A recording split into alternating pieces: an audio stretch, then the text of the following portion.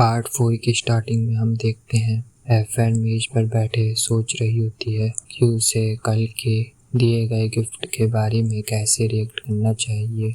क्या वो काउंट को ऐसा कहे कि आपका बहुत बहुत शुक्रिया, या फिर वो उस वाद्य यंत्र के बारे में बात ही ना करे। वो सोचती है ऐसे बोलना काफ़ी अजीब लगेगा, वैसे भी हमारे मैरिज के बाद ये पहली मुलाकात होगी।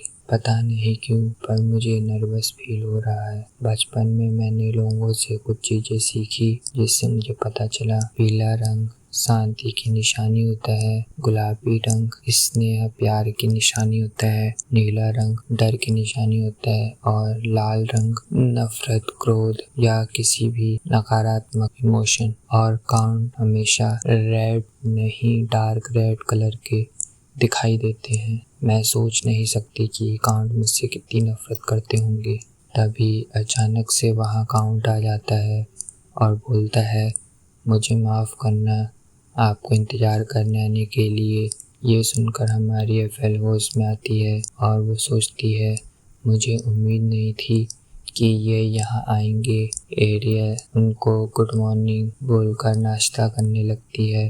तभी काउंट उससे पूछता है, क्या तुम्हें वो गिफ्ट पसंद आया? एफएल खुश होकर बोलती है, पसंद आया, और काउंट को इसके लिए शुक्रिया भी करती है। हम काउंट को देखते हैं जो पानी पीता है और मुस्कुराता है, लेकिन वह कुछ नहीं बोलता। तभी काउंट बोलता है, जब मैं मैरिज प्रपोजल के लिए ड्यूक के मेंशन आया था, तब आपको शायद आप ये यंत्र बजा रही थी, और जब आपके इस वाद्य यंत्र की आवाज़ ड्यूक के कान तक पहुंची तो उन्होंने बताया कि आपका ये वाद्य यंत्र पुराना हो गया है और वो आपको एक नया यंत्र देना चाहते हैं। आपके फादर ने कहा था कि आप बहुत अच्छा प्ले करती हैं। एफएल को इस बात पर विश्वास नहीं होता। तभी काउंट बोलता है, कल जब मैं यहाँ आते टाइम इंस्ट्रूमेंट की शॉप से गुजर रहा था, तब मुझे आपके फादर की वो बात याद आई और मैंने ये ले लिया। एफएल समझ जाती है और बोलती है, इसका मतलब ये गिफ्ट मेरे फादर की तरफ से है ना काउंट? काउंट उसे हाँ बोलता है। वह बोलता है, अगर आपको बुरा ना लगे तो क्या आप इसे प्ले कर सकती हैं? मैं सुनना चाहता हूँ। एफएल चुपचाप बैठी रहती है और काउंट की तरफ देख रही होती है। उसे यकीन नहीं हो रहा होता कि उसके फादर ने ऐसा कहा होगा। एफएल सोचती है, मैं काउंट की बात पर विश्वास करना चाहती हूँ, एटलीस्ट उस बात पर तो कि जब उन्होंने कहा मैं तुम्हें यह प्ले करते हुए देखना चाहता हूँ। एफएल सोचती है शायद काउंट उससे इतनी भी नफरत नहीं करते हैं। अब हम एफएल और काउंट दोनों को कमरे के अंदर देखते हैं, जहां काउंट चाय की चुस्की ले रहा होता है कुर्सी में बैठकर, और हमारी एफएल वाद्य यंत्र को बजाने के लिए तैयार होती है। काउंट उसकी तरफ देख रहा होता है। एफएल बजाना शुरू करती है। वह सिर्फ बजाती ही नहीं बल्कि गाना भी गाती है। उसका गाना काफ़ी ज़्यादा अच्छा होता है और काउंट उसकी तरफ देख रहा होता है, पर वह कुछ नहीं बोलता। एफएल को लगता है कि शायद काउंट को ये गाना पसंद आया। तभी अचानक से एमसी खड़ा होता है और एफएल का हाथ पकड़ते हुए उसका नाम लेता है। इसी के साथ एफएल चौंक जाती है और उसका गाना रुक जाता है। वो काउंट की तरफ देख रही होती है जो बिल्कुल रेड कलर का दिख रहा होता है, जिस कारण वो थोड़ी घबरा जाती है। तभी काउंट बोलता है, ये सॉन्ग लड़के और लड़के की प्रेम कहानी को दर्शाता है, तुमने यही गाना क्यों चुना? एफएल सोचती है शायद काउंट को ये गाना पसंद नहीं आया। एफएल बोलती है, क्या मैं कोई और गाना गाऊं? काउंट बोलता है, नहीं, आज के लिए काफ़ी हो गया, तुमने काफ़ी अच्छा गाया। अब मैं चाहता हूँ कि तुम मुझसे नॉर्मल तरीके से बात करो। एफएल को कुछ समझ नहीं आ रहा होता। काउंट एफएल के पास जाता है और धीरे से मुस्कुराता है। एफएल समझ नहीं पाती। वह सोचती, क्या काउंट सच में मुझसे बात करना चाहते हैं? एरियल अगलाते हुए कहती है, काउंट मेरे पास बताने के लिए अच्छी स्टोरी नहीं है, मुझे डर है कि आप मेरी बातों से बोर हो जाएंगे। तभी एमसी बोलता है, तुम्हारी वॉइस काफ़ी अच्छी है, तुम कुछ भी बोलोगी वो अच्छा ही लगेगा। चलो ठीक है, मुझे बताओ तुम अपनी डेली लाइफ में क्या क्या कर रही थी जब मैं यहाँ पर नहीं था। प्रिंसेस बोलती है, मैं खाना खाती थी और थोड़ा बहुत वॉक करती थी। तभी काउंट बोलता है, तुम वॉक करने के लिए कहाँ जाती थी। एफएल बोलती है, सी साइड और गार्डन में। वह बताती है, गार्डन में काफ़ी ज़्यादा फूल खिले हुए थे और उनसे काफ़ी अच्छी खुशबू आ रही है। तभी काउंट बोलता है, ये बहुत अच्छी बात है, मैंने उस गार्डन में काफ़ी ज़्यादा पैसे लगाए थे ताकि वहाँ पर आराम से वॉक की जा सके। तभी काउंट बोलता है, और तुम क्या करती हो। एफएल सोचती है, ये अजीब है, जैसे कि मैंने इनके बारे में सुना है, ये बिल्कुल उससे अलग हैं। एफएल बताती है, ये इंसान जो कि किसी से अच्छे से बात नहीं करता, सिर्फ अपने काम से मतलब रखता है और बहुत कम बोलता है, और जब बोलता है सिर्फ काम की ही बात करता है। ये इंसान जो औरत को एक रास्ते में पड़े पत्थर के समान समझता है और वो मुझसे आज इस तरीके से इतने प्यार से बात कर रहा है। तभी एफएल सोचती है, जो इंसान बिना किसी रीजन के बहुत प्यार से तुम्हारे साथ बात करते हैं, वही लोग तुम्हें पीछे से छुरा घोंपते हैं। ये बात मुझे बहुत पहले ही समझ आ गई थी। तभी वह काउंट की तरफ शक की नज़रों से देखने लगती है। काउंट उससे पूछता है, क्या कोई प्रॉब्लम है। तभी एफएल कहती है, काउंट अगर आपको मेरे से कुछ काम है तो आप मुझे डायरेक्ट बोलिए, ऐसे गोल गोल बातें मत घुमाइए। मैं कोई छोटी बच्ची नहीं हूँ जो आपकी बातों से नाराज़ हो जाऊँगी। एफएल कहती है, मुझे बच्चा समझकर मुझ पर दया दिखाने की कोई ज़रूरत नहीं है। ये सुनकर काउंट अचानक से मुस्कुराना बंद कर देता है और चुप हो जाता है। वह समझ नहीं पाता। तभी काउंट बोलता है, आपको थोड़ी गलतफहमी हो गई है। तभी एफएल कहती है, कैसी गलतफहमी। काउंट बोलता है, मैंने कभी भी आपको बेचारा नहीं समझा और ना ही मैंने दया दिखाकर आपके साथ मैरिज करी। ये मैं आपको अपनी पहली मुलाकात में ही बता दिया था कि मैंने आपसे शादी आप पर दया दिखाकर नहीं करी। तभी एफएल को भी उसकी पहली मुलाकात के बारे में याद आता है और वो सोचने लगती है। तभी काउंट बोलता है, तुम मेरे बारे में क्या सोचती हो। ये सुनकर एफएल थोड़ी चौंक जाती है। इसी के साथ वो दोनों एक दूसरे की तरफ देखने लगते हैं। काउंट फिर बोलता है, तुम मेरे बारे में क्या जानती हो, चाहे वो कोई अफवाह हो या फिर तुम्हारे खुद का अनुमान, मुझे सब कुछ बताओ, तुम्हारा मेरे बारे में क्या विचार है। तभी एफएल कहती है, सभी लोग आपको घमंडी कहते हैं जो हर चीज में सिर्फ प्रॉफिट देखता है। यह सुनकर काउंट मुस्कुराता है और बोलता है, ये मुझे समाज कहता है और मुझे इसके बारे में कोई फर्क भी नहीं पड़ता। एफएल बोलती है, मैं आप पे इल्जाम नहीं लगा रही। तभी काउंट बोलता है, अगर जैसे वह सोचते हैं वैसे ही मैं होता तो मैं उस पर्सन के साथ मैरिज कांटेक्ट करता जिससे मुझे ज़्यादा बेनिफिट मिलता, जैसे कि सेकंड प्रिंसेस आपसे मैरिज करने की बजाय सेकंड प्रिंसेस से मैरिज करता है ना। एफएल थोड़ा उदास हो जाती है और सेकंड प्रिंसेस के बारे में बताती है। सेकंड प्रिंसेस बचपन से ही काउंट के साथ शादी करना चाहती थी, यह बात हर कोई जानता है। एक बार वह अपने इंपेरियल पैलेस से भाग गई थी काउंट से मिलने के लिए। उस टाइम काउंट मिलिट्री एकेडमी में स्टडी करते थे, जहाँ प्रिंसेस के बिहेवियर को देखकर उनके रॉयल गार्ड ने प्रिंसेस को पकड़ लिया और प्रिंसेस और काउंट की चर्चे हर जगह फैल गए।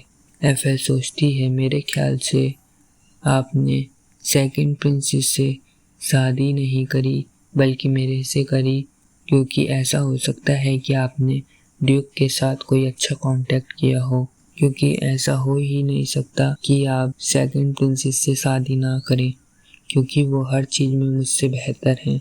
इसी के साथ एफएल काउंट की तरफ देखती है और काउंट को सवाल पूछती है, क्या आप मुझ पे दया दिखाते हैं या फिर बेचारे होने की नज़रों से देखते हैं। काउंट उससे बोलता है, तुम्हारे बारे में ऐसा कुछ नहीं सोचता, मैंने कभी भी तुम पर दया नहीं दिखाई। तभी एफएल पूछती है क्या आप मुझसे नफरत करते हैं? काउंट कहता है नहीं। तभी एफएल सोचती है बस अब मुझे एक चीज और पता करनी है। इसी के साथ एफएल काउंट की तरफ देखती है और काउंट से पूछती है इस वाद्य यंत्र के बारे में क्या? आपने कहा इसके बारे में आपने मेरे फादर से सुना था, है ना? और आप ये शॉप से लेके आए हैं। काउंट उससे बोलता है ये तो मैंने बस ऐसे ही सिलेक्ट कर लिया था। एफएल समझ जाती है और वो मुस्कुराती है। काउंट चौंक जाता है। एफएल हंसती है और बोलती है मुझे म्यूजिक इंस्ट्रूमेंट के बारे में काफी कुछ पता है। इसी के साथ एमसी उसकी बात को गलत समझता है और वो सोचता है कि उसे यह गिफ्ट पसंद नहीं आया, तो वो कहता है मैं अभी जाकर आपके लिए दूसरा गिफ्ट लेकर आता हूँ। ये सुनकर एरियल घबराते हुए कहती है काउंट पहले मेरी बात पूरी सुन लीजिए, मुझे ये वाद्य पसंद है। मैंने बहुत टाइप के वाद्य बजाए हैं पर मुझे उनमें से ये सबसे ज्यादा अच्छा लगा। काउंट बोलता है अच्छा तो ऐसा है? वह बोलता है ये तो मैंने बस ऐसे ही सिलेक्ट कर लिया था क्योंकि मुझे इसका वाइट रंग और इसका डिजाइन काफी ज्यादा अच्छा लगा। मुझे लगा नहीं था कि आपको यह पसंद आएगा। तभी एफएल काउंट को बोलती है काउंट एक बार आप इस तरफ देखिए। जहाँ काउंट देखता है उसमें 45 लिखा होता है, जिसे देखकर काउंट बोलता है क्या यह कोई कोड है? एफएल बोलती है ये समझना मुश्किल है ना? एफएल बताती है ये उस पर्सन का नाम लिखा है जिसने यह इंस्ट्रूमेंट बनाया है। एमसी बोलता है क्या कोई फेमस आर्टिस्ट है ये? एफएल कहती है नहीं, वो तो नॉर्थ के जंगल को गार्ड करते हैं जो अपने खाली समय पे ऐसे औजार को बनाते हैं। काउंट हैरान हो जाता है। तभी एफएल हंसते हुए कहती है माय लॉर्ड। तभी एमसी उसकी तरफ देखता है और शर्माते हुए बोलता है मुझे लगा नहीं था कि आपको इंस्ट्रूमेंट के बारे में इतना कुछ पता होगा। एमसी को समझ आ जाता है कि उसका झूठ पकड़ा गया, इसलिए वह एफएल से माफी मांगते हुए कहता है मुझे माफ करना, मैंने आपसे झूठ बोला कि मैं इसे शॉप से खरीद कर लाया हूँ। एमसी बोलता है ये मैंने आपके लिए विशेष रूप से बनवाया है। एफएल बोलती है काउंट मैं आप पर आरोप नहीं लगा रही। एमसी बोलता है मैंने झूठ बोला पर मेरे कोई बुरे इरादे नहीं थे, मुझे समझ नहीं आ रहा था मैं ये आपको कैसे दूं। मुझे लगा अगर मैं आपको दूंगा तो आप मुझे स्टॉकर समझेंगी। एफएल बोलती है मेरा मतलब वो नहीं था और वो खुश होते हुए बोलती है तो इसका मतलब ये है कि जब आप मैरिज प्रपोजल के लिए ड्यूक के पास आए थे तो आपने मुझे नोटिस किया था। और मन में सोचती है ये बात मुझे पता नहीं चली। एफएल बोलती है मुझे लगा था कि आप मुझसे नफरत करते हैं और आपने मुझे इतना अच्छा गिफ्ट भी दिया, बस इसलिए मैंने यह पूछ लिया। एफएल बोलती है आपका गिफ्ट और आपके वो शब्द जो आपने कहे कि आप मुझसे नफरत नहीं करते, मुझे दोनों ही काफी ज्यादा पसंद आए। तभी एफएल बोलती है क्या मैं आपका फेस छू सकती हूँ? एमसी घुटने पर बैठकर उसका हाथ लेकर अपने गाल पर रखता है और बोलता है जितना चाहे उतना छू लो। इसी के साथ एफएल उसके फेस को छूने लगती है और धीरे धीरे छूते छूते उसके लिप्स को छू लेती है और शर्माते हुए जल्दी से हाथ हटा देती है। एमसी पूछता है तो मेरे फेस को छूकर आपको कैसा फील हुआ? एफएल इमेजिनेशन करने लगती है और फिर खुश होते हुए बोलती है काउंट आप बहुत ज़्यादा हैंडसम हैं। एमसी कहता है मुझे ऐसी तारीफ़ें काफ़ी ज़्यादा बार मिली हैं पर मैं तुम्हारी खुद की राय सुनना चाहता हूँ। एरियल कहती है काउंट आपकी त्वचा ना तो बहुत गोरी है और ना ही बहुत काली, आपके बाल धूप के जैसे सुनहरे हैं और आपकी नीली आंखें बहुत ज़्यादा खूबसूरत हैं, बिल्कुल एंजेलिना की तरह। काउंट उसकी बातें हैरानी से सुन रहा होता है और वह सोचता है एरियल इसके बारे में इतनी बारीकी से देखकर कैसे बता रही है, क्या उसने मेड से इसके बारे में सुना है? यह बात छोड़कर फिर वो पूछता है वैसे ये एंजेलिना कौन है? हमारी एफएल हंसते हुए कहती है वो मेरी बिल्ली है। अब हम रात का सीन देखते हैं जहाँ एफएल कहती है मुझे फिर से एक ड्रीम आया है। हम देखते हैं उस ड्रीम में एफएल की पर्सनल मेड फूल के पास खड़ी होती है। तभी एफएल उससे कहती है तुम वहाँ क्यों खड़ी हो? तभी मेड फूलों को पकड़े हुए कहती है, मैडम इस तरफ देखिए, ये फूल इस साल जल्दी उग गए हैं, क्या मैं आपके रूम को इन फूलों से डेकोरेट कर दूं?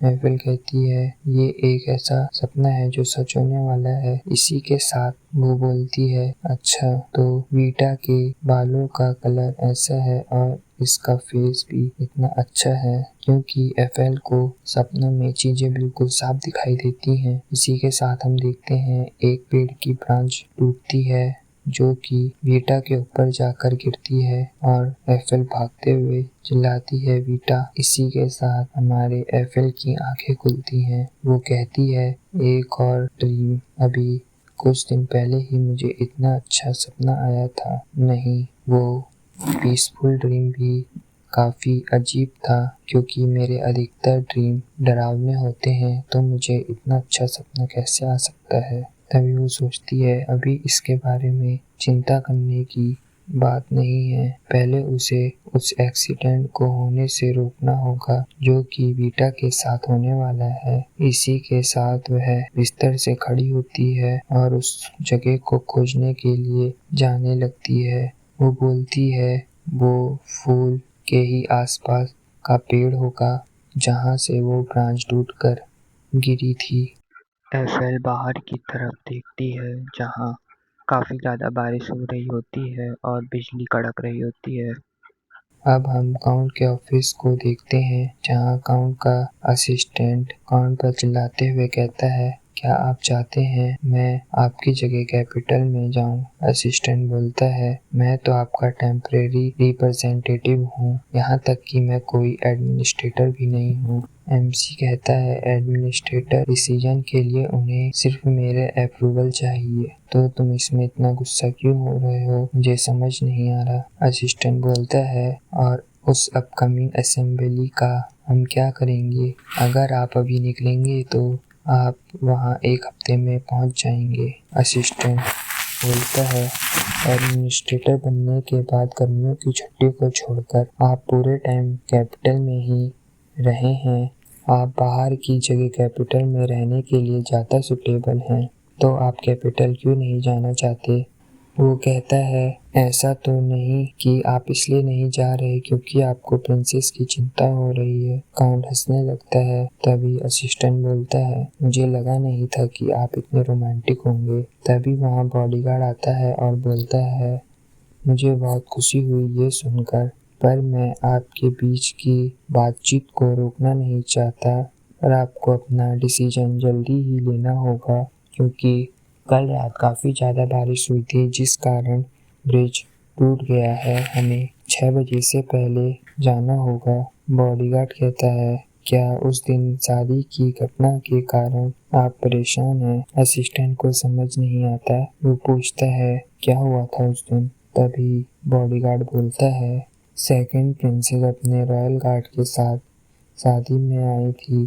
काउंट कहता है, मैं जानता हूँ तुम लोग मुझे बेवकूफ़ समझते हो, लेकिन क्या तुम सच में सोचते हो मैं इस मामूली से रीज़न के कारण कैपिटल नहीं जाऊँगा? वो गुस्से में कहता है, मैं उस सेकंड प्रिंसेस से नफरत करता हूँ। ये सुनकर असिस्टेंट और बॉडीगार्ड दोनों ही घबरा जाते हैं। असिस्टेंट चौंक कर पूछता है, क्या आप मजाक कर रहे हो? तभी काउंट कहता है, नहीं मैं मजाक नहीं कर रहा। अच्छा ये सब छोड़ो, अब तुम जाओ, मुझे अपनी पर्सनल लाइफ की रिस्पॉन्सिबिलिटी उठानी है। मुझे काफ़ी मेहनत करनी होगी अपनी फैमिली को ग्रो करने के लिए। तभी असिस्टेंट बोलता है, काउंट आपको किस बात की चिंता है? उसी टाइम उन्हें चिल्लाने की आवाज़ सुनाई देती है। इसी के साथ असिस्टेंट खिड़की से बाहर की तरफ देखता है। बॉडीगार्ड पूछता है, क्या हुआ? असिस्टेंट बोलता है, सभी सर्वेंट गार्डन के पास इकट्ठा हुई हैं, यहाँ तक कि हेड मेड भी वहीं आई हैं। बॉडीगार्ड कहता है, क्या? असिस्टेंट कहता है, इतना ही नहीं, लेडी की पर्सनल मेड भी वहाँ आई है। ये सुनकर हमारा एमसी बोलता है, हटो यहाँ से, मुझे देखने दो। इसी के साथ वो वहाँ से एरियल को बैठे हुए देखता है और जल्दी से नीचे जाने लगता है। काउंट को डर लग रहा होता है, उसे बहुत बुरी फीलिंग आ रही होती है। इसी के साथ हेडमेड उसके पास आती है और काउंट उससे पूछता है। हेडमेड बोलती है, काउंट एक्सीडेंट हो गया है। हेडमेड बोलती है जब मैडम अपनी छड़ी उठाने के लिए गई तब उनके ऊपर कुछ गिर गया। ये सुनकर काउंट हैरान हो जाता है और भागकर जाने लगता है और मन में प्रार्थना करता है कि वो सेफ रहे, उसके साथ कुछ बुरा ना हो।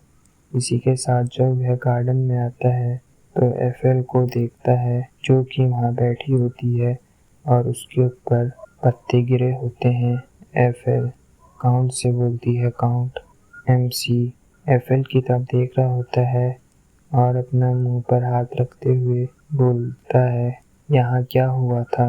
एफएल बोलती है बिजली पड़ने के कारण एक ब्रांच टूटकर गिर गई। मुझे लगा था कि यह खतरनाक होगा, इसलिए मैंने मैथ्यू को ब्रांच क्लीन करने के लिए कहा, पर मुझे बाद में याद आया कि मैं अपनी छड़ी वहीं भूल गई हूँ और मैं छड़ी लेने के लिए वहाँ गई और मुझ पर वह ब्रांच गिर गई। काउंट पूछता है क्या ये सब माली की लापरवाही के कारण हुआ। एफएल कहती है नहीं, ऐसा नहीं है, वो तो बस। तभी एफएल मैथ्यू की तरफ देखती है जो कि डरा हुआ होता है। तभी एफएल बोलती है मैथ्यू ने तो मुझे बार बार मना किया था, पर मुझे लगा था कि इससे क्या ही हो जाएगा, खाली छड़ी लेके जल्दी जाऊंगी और आ जाऊंगी। एफएल बोलती है मैंने उनकी बात नहीं सुनी, वह बोलते रहे। और वो बोलती है इसमें मैथ्यू की कोई गलती नहीं है। तभी एमसी मैथ्यू की तरफ सबकी नज़रों से देखने लगता है। एरियल कहती है चिंता मत करो, यह है मामूली शाखा थी, इससे मुझे थोड़ी सी खरोंच आई है, कोई बड़ी चोट नहीं लगी। पर जब काउंट एफएल के पैर को छूता है तो एफएल को थोड़ा दर्द होता है। काउंट कहता है देखकर तो सब सही लग रहा है, पर मुझे लगता है तुम्हें चलने में थोड़ी दिक्कत होगी। एफएल बोलती है जब मैं उस ब्रांच से बच रही थी तब थोड़ा सा मेरा पैर मुड़ गया। इसी के साथ हमारा एमसी कहता है हिलो मत और उसके पैर को टच करता है, इससे एफएल को काफी दर्द होता है। तभी वह जोर से चिल्लाते हुए बोलती है काउंट दर्द हो रहा है। इसी के साथ काउंट चौंक जाता है, जल्दी से एफएल को अपनी गोद में उठा लेता है। एफएल कहती है क्या कर रहे हो काउंट आप। काउंट कहता है हमें डॉक्टर के पास जाना होगा, इसलिए मुझे कस कर पकड़ो। एफएल कहती है इतनी जल्दी करने की जरूरत नहीं है, ये कुछ ज्यादा ही हो गया है। काउंट बोलता है मुझे टाइट से पकड़ो, गिर मत जाना, सब कुछ ठीक है। एफएल सोचती है ये कैसी फीलिंग है। तभी कुछ देर बाद हम काउंट को ऑफिस में देखते हैं जहाँ असिस्टेंट हैरान हो जाता है और पूछता है क्या मैडम को चोट लग गई, कहाँ लगी, क्या उनकी चोट ज्यादा लगी है। एमसी बोलता है बस उनके एड़ी पर थोड़ी सी मोच आई है, थोड़े से रेस्ट के बाद वो ठीक हो जाएंगी। असिस्टेंट परेशान होते हुए बोलता है वैसे ही बहुत सारी प्रॉब्लम है उनके पास और अब उनके पैर में भी चोट लग गई है। तभी असिस्टेंट खुश होते हुए कहता है लेडी काफी ज्यादा स्ट्रांग है तो वो जल्दी ठीक हो जाएंगी और वह अपनी छड़ी को फिर से इस्तेमाल कर सकेंगी, तो हमें नई छड़ी लेने की जरूरत नहीं होगी। इसी के साथ वो जोर जोर से हंसने लगता है। उसका ये सब करने का मतलब सिर्फ वहाँ हौसला देने की कोशिश करना होता है। तभी असिस्टेंट उनसे माफ़ी मांगता है। बॉडीगार्ड बोलता है मैडम का एक्सीडेंट हो गया, ये काफ़ी बुरा है, पर हमारा टाइम बीतता जा रहा है, हमें जल्दी ही कैपिटल के लिए निकलना होगा। एमसी कहता है अच्छा ठीक है। इसी के साथ वो सोचने लगता है और एमसी को आइडिया आता है और खुश होते हुए बोलता है अगर मैं देखूं तो कैपिटल में कोई अच्छा डॉक्टर होगा, मैं अपनी वाइफ को एक अच्छे डॉक्टर के पास ले जाऊंगा। ये बात सुनकर असिस्टेंट और बॉडीगार्ड दोनों ही काफी हैरान हो जाते हैं। एमसी बोलता है असिस्टेंट जाओ और मेरे लिए सब कुछ तैयार करो, और बॉडीगार्ड को बोलता है जाओ ईवा और लियो दोनों को यहाँ बुलाओ। ईवा हेडमेड है और लियो शायद बटलर है। तभी असिस्टेंट वहाँ से चले जाता है और बॉडीगार्ड एमसी से पूछता है मैं भी जानना चाहता हूँ वह कौन से डॉक्टर हैं। एमसी कहता है मुझे नहीं पता, क्योंकि मैं कभी बीमार नहीं हुआ, तो मैंने तो बस ऐसे ही कह दिया ताकि मैं अपनी वाइफ को अपने साथ ले जा सकूं। बॉडीगार्ड बोलता है तो आपके कहने का मतलब है कि आप झूठ बोल रहे हैं क्योंकि आप उनके बिना नहीं रह सकते। मुझे समझ नहीं आ रहा आपने इतना टाइम कैसे बिताया, मुझे हैरानी हो रही है। एमसी बोलता है मैंने बहुत कुछ सहन कर लिया है, अब मैं अपना एक भी मोमेंट लेडी के बिना नहीं बिताना चाहता। अच्छा वैसे बटलर और ईवा के बारे में छोड़ो, मुझे लेडी के अपकमिंग शेड्यूल के बारे में बताओ। तभी बॉडीगार्ड हैरान हो जाता है क्योंकि वह मैडम से कभी नहीं मिला। बॉडीगार्ड कहता है आप जानते हो मैं ऑफिशियल तौर से उनसे अभी तक नहीं मिला हूँ।